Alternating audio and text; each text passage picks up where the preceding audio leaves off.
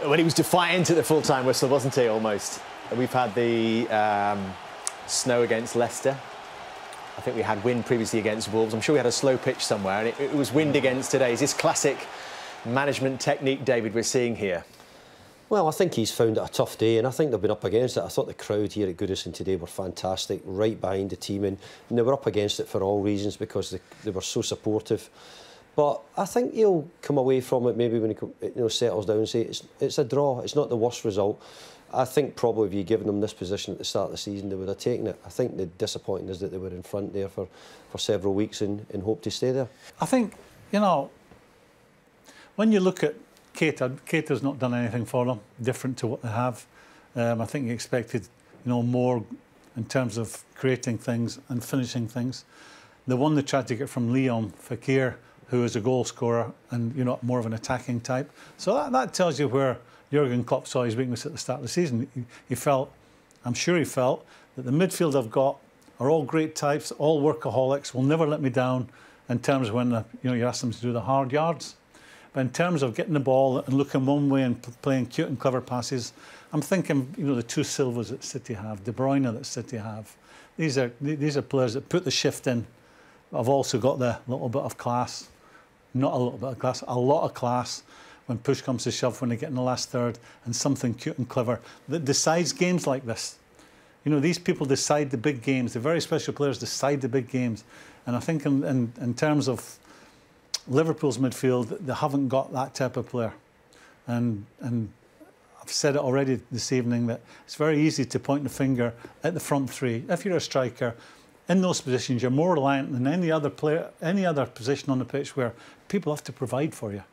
And I don't think they're getting the kind of chances that from the midfield that would put them into the numbers that they need to win. They've had 9 attempts in this game today. They only dropped fewer than that 3 times this season, both games against City and against Manchester United last week, which I suppose, Graeme, backs up your point. But here's the last 9 results, and throw in at the top that Manchester City defeat. So in those last 9, they have dropped 11 points. At the same time, City have won 8 of their last 9.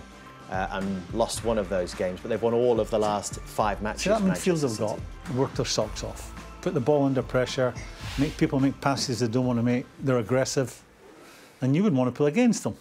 You know, they get in your face and they'll stay in your face for 90 minutes. That's why Liverpool have conceded 15 goals this year. They have the best defensive record, only been beaten once, but you know, it looks like they're going to have to win every single game now to win this league. I've got 27 points to play for.